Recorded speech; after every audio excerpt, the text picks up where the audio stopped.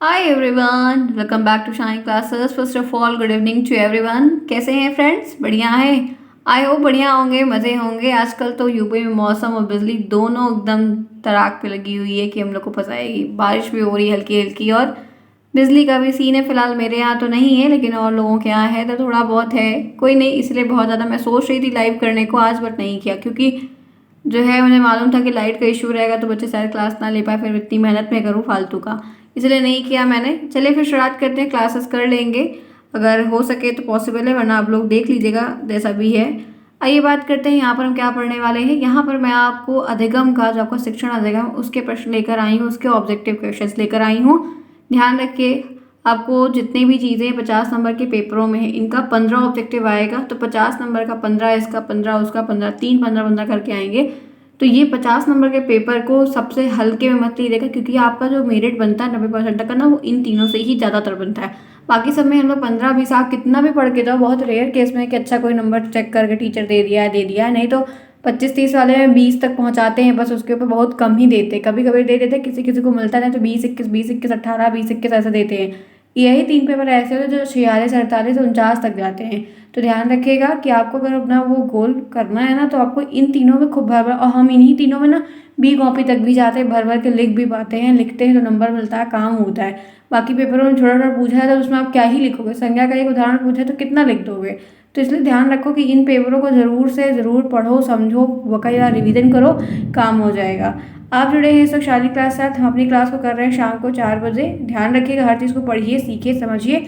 समझ में आएगा, कोई दिक्कत नहीं। टेलीग्राम को ज्वाइन करिए ताकि आपकी क्लास ना मिस हो जाए। आप लोग नोटिफिकेशन का इशू क्या, तो फ्रेंड्स मेरे पास कोई ऑप्शन नहीं है, आपको टेलीग्राम ज्वाइन ही करना पड़ेगा, क्योंकि लिंक फिर यूट्यूब आधे घंटे, मेरे फ़ोन में 3 3 दिन बाद कभी नोटिफिकेशन आता है। तो ध्यान रखिए कि लिंक पे आपको क्लिक करने के लिए टेलीग्राम मिलेगा। टेलीग्राम आपको कमेंट बॉक्स में मिलेगा, नहीं तो शानी क्लासेस में सर्च कर सकते हैं, टेलीग्राम जाकर मिल जाएगा। तो क्लास नहीं मिस होगी आपकी, ठीक है। चलिए फिर शुरुआत करते हैं। अगर क्लास पसंद आती है, समझ में आता है, तो लाइक करिए, दोस्तों से शेयर करिए, सब्सक्राइब करवाइए, साथ में आइए, पढ़िए, सीखिए, जानिए। कोई प्रॉब्लम होती है तो कमेंट बॉक्स में मुझे पूछिए, मेल करिए, तो आपको हर चीज़ हो जाएगी। नोट्स लेना है तो राज सर से कांटेक्ट करिए और उनसे बोल के अपनी नोट्स को ज़रूर से ले लीजिए। बहुत सोचिए, काम करिए। पढ़ने के लिए इतना सोचना नहीं पड़ता है, ठीक है। आपको रिजल्ट अच्छा आना चाहिए, वो मेन टारगेट है। चलिए देखते हैं पहला प्रश्न यहाँ पर क्या है। एक एक पॉइंट को देखेंगे, आराम से करेंगे, क्योंकि आप लोग था कि मैम कल बहुत जल्दी जल्दी करवा दिए थे। लो, आराम से करेंगे आज। सामाजिक अधिगम आरंभ होता है। पहला ऑप्शन, अलगाव से, भीड़ से, संपर्क से और दृश्य सह सामग्री से। बताइए आप लोग। सामाजिक अधिगम प्रारंभ होता है, सोशल लर्निंग, जो सोशल चीज़ें हैं हम सीख रहे हैं, वो सब कहाँ से प्रारंभ? अलगाव हो जाए, दूरियां हो जाए उससे, बहुत भीड़ है आप उससे सीख रहे हैं, संपर्क से सीख रहे हैं, या आप कुछ सुन रहे हैं या आप देख रहे हैं उससे आप सीख रहे हैं। तो क्या होगा यहाँ पर? आंसर करिए आराम से, कोई जल्दबाजी नहीं है। तो जो प्रश्न मैंने पूछा है उसका एक ही ऑप्शन अभी तक के लिए बेस्ट है, उचित है, सस्ता है, टिकाऊ है। वो मोस्टली लोगों ने ध्यान रखना किसका कितना सही हो रहा है, तो वो है संपर्क। यहाँ पे तीसरा ऑप्शन, क्योंकि जब हम लोगों से संपर्क करते हैं, हर एक सोसाइटी में बड़े बुजुर्ग, छोटे लोग मतलब बच्चे, फिर टीनेजर, अंकल लोग टाइप आता है नाम के लोग होते हैं, उनका ड्रेसअप, उनका जाना आना, उठना बैठना, बोलना, त्यौहार में बोलना, खेलना, ऐसा होता है अक्सर ना। जैसे होता है अक्सर, कोई भी, हम लोग भी खेलते रहते हैं, मैं भी खेलती हूँ अक्सर। कोई और गेम तो नहीं टाइम मिलता है, तो मैं बैडमिंटन वगैरह खेलती हूँ, बड़ी सी काफ़ी, सामने घर के सामने सभी जगह रहती है वगैरह है। तो कभी कोई है बेटा, मैं भी शालिनी, मैं भी, तो दे देते हैं, खेलते हैं। तो फिर बड़े हैं, अंकल हैं, और बेटा हाल चाल, ऐसा हो जाता है। तो फिर क्या है, सीखने को मिलता है, कोई बात है बताते हैं, करते हैं, तो ऐसा चीज़ें। तो ये चीज़ काफ़ी अच्छी हो जाती है, ठीक है। तो आपका सोशल अधिगम किससे है? संपर्क से। तो पहले में तीसरा। नेक्स्ट, चलिए। यदि आपकी कक्षा का बच्चा सी को डी को सी लिखे और पढ़े, तो वह कौन से रोग से पीड़ित है? बताइए। उसको फलेरिया हुआ ऑप्शन ए, उसको डिस्लेक्सिया हुआ ऑप्शन 2, ऑप्शन उसको टाइफाइड हुआ ऑप्शन 3, उसको मलेरिया हुआ है ऑप्शन 4। आंसर करिए। दूसरे प्रश्न पे हम हैं, आंसर बताइए कि क्या होगा। यदि कोई बच्चा है, उसको कक्षा में है और उसको सी को डी पढ़ रहा है, डी को सी पढ़ रहा है, ठीक है। पापा को मम्मी बुला रहा है, मम्मी को पापा बुला रहा है, चलो बताओ क्या होगा। तो कौन सा ऑप्शन सही होगा फोर्थ का? आंसर करिए, which option is best according to all of you guys. गलत नहीं करिएगा। तो आपको पता है डिसऑर्डर से भी प्रश्न बनता है, ध्यान रखिएगा। डिसऑर्डर का चैप्टर आपके सिलेबस में नहीं दिया है, लेकिन प्रश्न ले आते हैं लोग अक्सर। यही है आउट ऑफ सिलेबस। ये आपको सेकंड सेमेस्टर में डिसऑर्डर के बारे में है, बहुत ज़्यादा नहीं है लेकिन थोड़ा बहुत दिया गया है, लेकिन पूछा जाता है। तो ध्यान रखिएगा कि यहाँ पे पहले का ऑप्शन, दूसरे का जो ऑप्शन है वो आपको पता होना चाहिए कि दूसरे डिसलेक्सिया।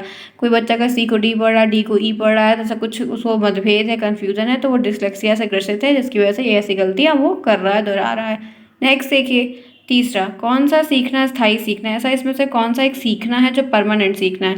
रट कर आप सीख रहे हैं, पहला ऑप्शन। ठीक, दूसरा ऑप्शन सुनकर सीख रहे हैं तो परमानेंट है, देख कर आप सीख रहे हैं तो परमानेंट है, समझ कर सीख रहे हैं तो परमानेंट। आपके दिमाग में परमानेंट चीज़ें वो कब तक दिमाग में रहेंगी, ऐसा आप कौन से तरीके से पढ़ेंगे जो आपके लिए हमेशा सर्टेन रहेगा। तो क्या ऑप्शन सही होगा वो ऑप्शन बताइए, कौन सा ऑप्शन सही होगा ऑप्शन बताइए, विच ऑप्शन इज बेस्ट। तीसरे में क्या सही लग रहा है, कैसे आप सीखते हैं, आपके दिमाग में कोई चीज़ परमानेंटली बैठ रही है, फिक्स हो रही है, तो वो किस क्या कर रहे हो, रट रहे हो, ठीक है, या सुन रहे हो, देख रहे हो, या समझ रहे हो।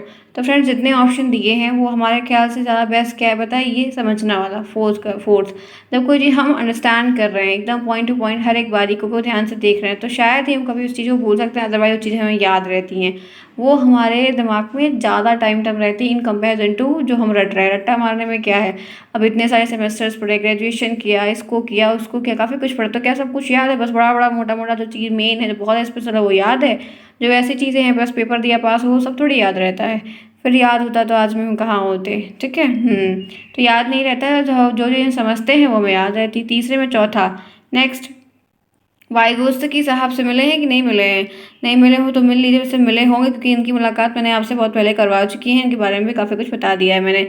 वाइगोत्स्की बच्चों के सीखने में निम्नलिखित में से किस कारक की महत्वपूर्ण भूमिका पर बल देते हैं।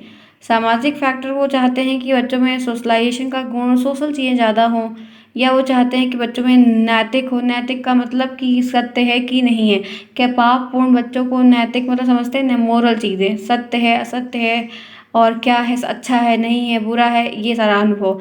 शारीरिक विकास हो, खूब बलशाली बनो, आनुवांशिक हो, हेरिडिटी से मिला हो। तो वाइगोत्स्की का ज़्यादा कार्य किधर है, वाइगोत्स्की ने ज़्यादा कार्य किधर किया है, या ज़्यादा सहमति किधर बनाई है, क्या किया है। वाइगोत्स्की बच्चे को सिखाने के लिए किस कारक में एक महत्वपूर्ण भूमिका को अदा करते हैं बताइए, उनका कंसर्न किस तरफ ज़्यादा रहा है। अब अगर आपको ध्यान होगा, आपने पढ़ा होगा, तभी आप समझ सकते हैं, तभी आपको हर एक चीज़ समझ में आ जाएगी। मैं बताना चाहती हूँ, ध्यान रखिएगा, फोर्थ का पहला ऑप्शन सही होगा सामाजिक, क्योंकि वाइगोत्स्की का संबंध सोशल कॉन्ट्रैक्ट, सोशल इंस्टिंक्ट से ज़्यादा है। ये सोशलाइजेशन को ज़्यादा बड़ा बनाते थे, बच्चों को सामाजिक तौर से सिखाने का प्रयास ज़्यादा करते थे, क्योंकि इनको था कि समाज के द्वारा बच्चे का विकास ज़्यादा अच्छा, ज़्यादा सुटेबल होगा। ठीक है, तो फोर्थ का आपका वन ऑप्शन सही है। आगे बढ़ते हैं, इसी के साथ पढ़ते हैं नेक्स्ट पे। आप लोग प्रश्न पढ़िए और लाइक करिए, फिर इसका आंसर हम बताएंगे। चलिए फटाफट लाइक करिए, जिन्होंने अभी तक क्लास को नहीं लाइक किया, कमान फ्रेंड्स डू इट फास्ट, और पढ़िए प्रश्न पहले 2 बार आप खुद ही। प्रश्न 2 बार पढ़ेंगे, ऑप्शंस 2 बार देखेंगे तो कर ले जाएंगे।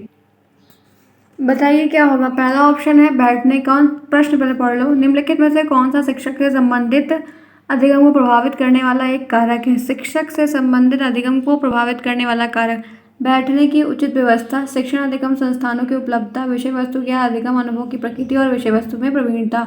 4 ऑप्शन है, 5वें में कौन सा सही होगा आप लोग बताइए। तो यहाँ पर जो प्रश्न मैंने आपसे पूछा है, दिया है, निम्नलिखित में से कौन सा शिक्षक से संबंधित अधिगम को प्रभावित करता है, तो एक ही ऑप्शन बेस्ट है सभी ऑप्शन में, वो यहाँ पर है आपका चौथा, विषय वस्तु में प्रवीणता। ठीक है, शिक्षक से संबंधित अधिगम का मतलब, अधिगम का मतलब प्रभावित करने का मतलब है कि अगर टीचर को उस चीज़ के बारे में, विषय में संबंधित जानकारी, देखो एक टीचर है, उसको सारे विषय की जानकारी नहीं पढ़ा सकता है, पढ़ सकता है, कर सकता है, लेकिन जितना स्पेशलाइजेशन उसको केमिस्ट्री में है तो केमिस्ट्री को ज़्यादा अच्छे से पढ़ाएगा in comparison to bio math. काम तो लोग बता सकता है, लेकिन एक इंसान को सारे विषय नहीं आ सकते हैं। फ्रेंड्स इस बात को ध्यान रखिए, आपको खुद भी नहीं आता होगा।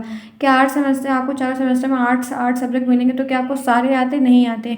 1 2 3 ऐसे होते हैं जिनमें हमें दिक्कतें 2 मैक्सिमम होते हैं, जो दिक्कत देखने को 100% सभी को मिलती है, मुझे भी होती है। ऐसा नहीं कि मैं बहुत ब्रिलियंट हूँ, सब आता था, लेकिन वो एक्सपीरियंस है, काम होता है, हो जाता है, पास हो जाता है, सब काम हो जाता है। और कुछ चीज़ें ऐसी होती है उसी में से, जैसे बहुत अच्छी पकड़ बन जाती है, बहुत सारे ऐसे सब्जेक्ट हैं जैसे बहुत अच्छी कमांड बन जाती है, फिर उसको चाहे जब बोलना बताना कर लेते हैं। तो ये प्रभावित, जो अधिगम में प्रभाव पड़ता है वो प्रवीणता, अगर हम जितना अच्छा समझेंगे जानेंगे तो उतना अच्छा हमारा प्रभाव पड़ेगा बच्चों को सिखाने में।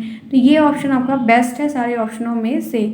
आगे बढ़ते इसी के साथ चलते हैं नेक्स्ट, निम्नलिखित में से कौन सा सीखने का क्षेत्र है, कौन सा एक सीखने का एरिया है।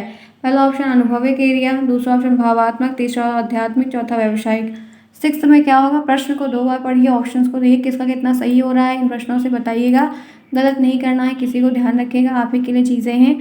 अगर समझेंगे, समझ के चीज़ों को करेंगे, पूरी क्लासेस जो बच्चे ने ली है, मेरी बात को सुना है, फिर वो बच्चे कर लेंगे, उनको प्रॉब्लम नहीं होगी। बताइए, निम्नलिखित में से कौन सा सीखने का एक क्षेत्र कौन सा है?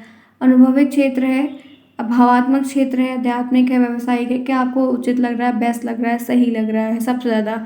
तो एक ही ऑप्शन बेस्ट है फ्रेंड्स, वो है अनुभविक, एक्सपीरियंस। ठीक है, यही सबसे अच्छा है, क्योंकि हम इसके थ्रू बहुत कुछ सीखते हैं, नेगेटिव टर्म्स को, पॉजिटिव टर्म्स को, काफ़ी लंबे गोल तक भी हम हर चीज़ का एनालिसिस करते हैं, उसके बेसिस पे हम कोई चीज़ एग्जिस्ट करवाते हैं। तो पहला जो है वो ऑप्शन बाकी सभी ऑप्शन में से ज़्यादा सुटेबल और सटीक है। आगे बढ़ते हैं, इसी के साथ चलते हैं नेक्स्ट प्रश्न की तरफ। 7वां प्रश्न जो है आज का, सीखना व्यवहार में उत्तरोत्तर सामंजस्य की प्रक्रिया है या कथन किसका है? क्रो एंड क्रो का पहला ऑप्शन, पियाजे का दूसरा ऑप्शन, स्किनर का तीसरा ऑप्शन, कोहलर का चौथा ऑप्शन। सीखना जो हम सीख रहे हैं, लर्निंग कर रहे हैं, वो व्यवहार में एक उत्तरोत्तर सामंजस्य की प्रक्रिया होती है।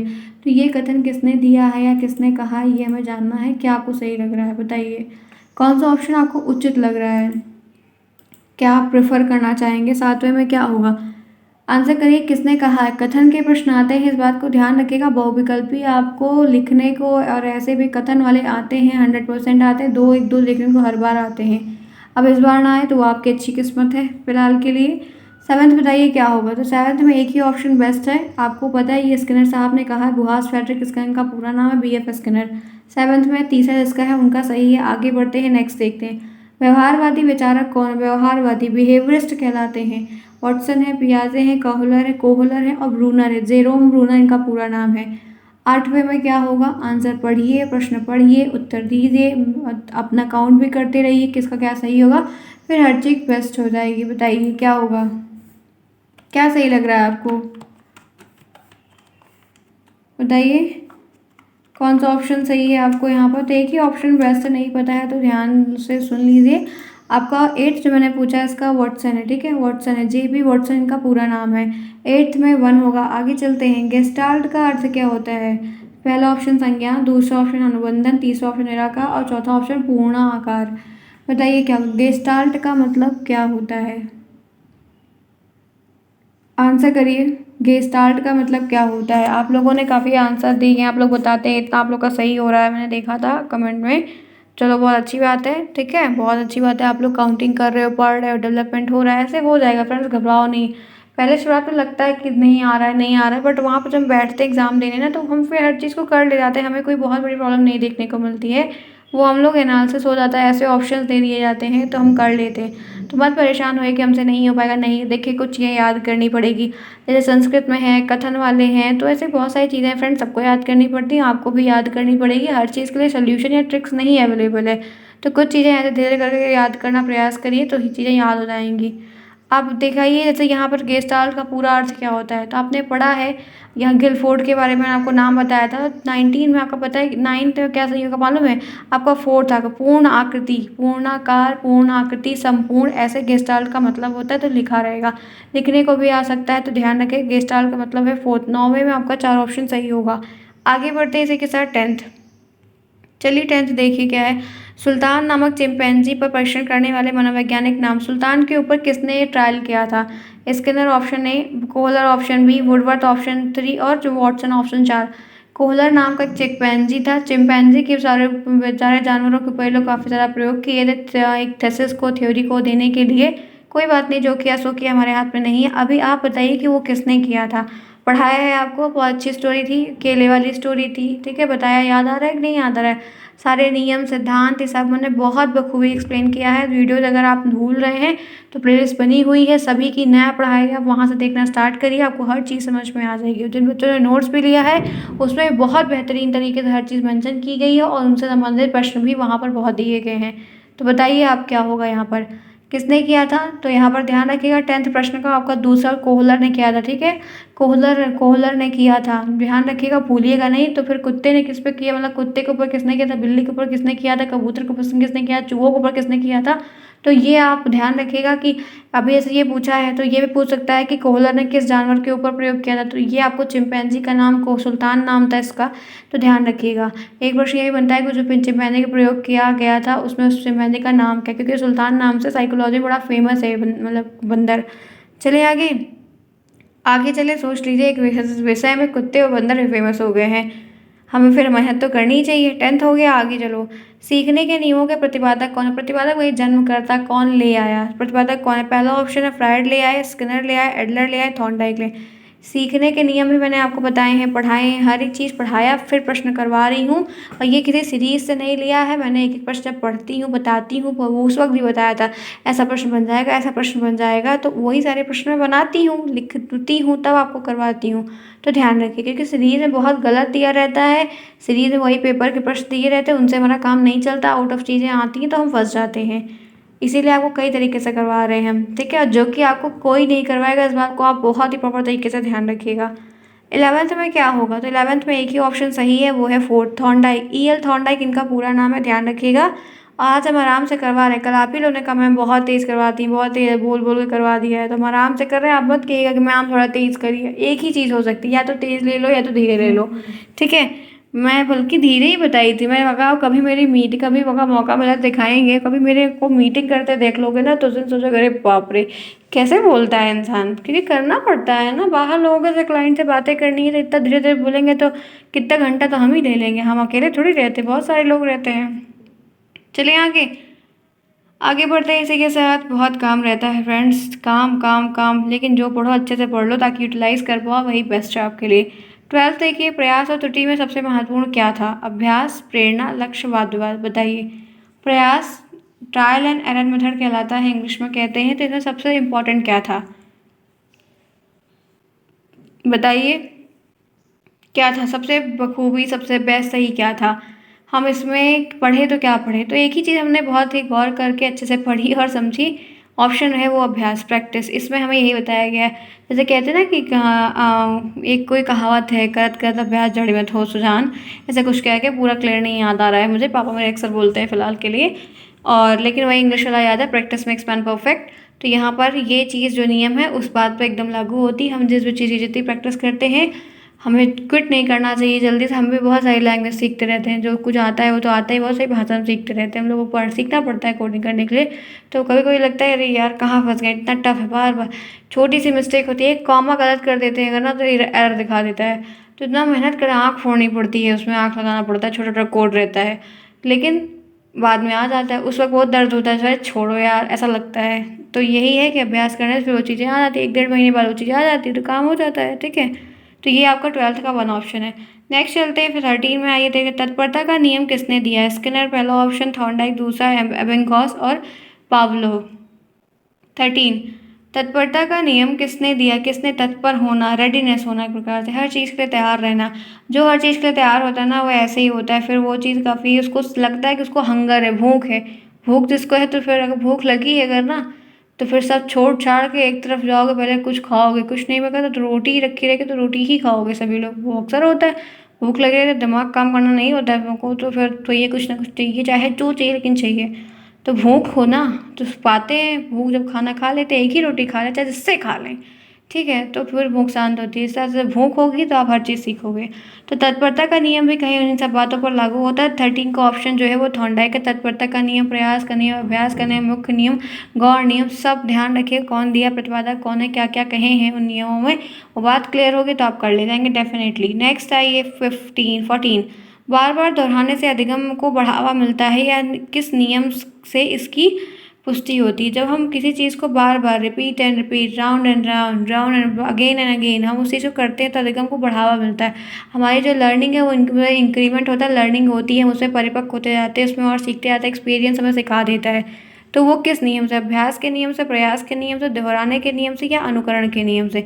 14th में कौन सा ऑप्शन सही लग रहा है कि हम कोई चीज़ रिपीट कर रहे हैं बार बार, हर 3 दिन पे, हर हफ्ते भर में रिपीट कर, मैं कहती हूँ कि हफ्ते भर जितना पढ़ा करो वो शनिवार को और संडे को रिवीजन किया करो। तो ये क्यों कहती हूँ? क्योंकि उससे हमारी वो चीज़ पढ़ी हुई याद रहेगी, ताकि हम नया वाला पढ़ने के लिए पीछे वाले से जोड़ के पढ़ पाएंगे।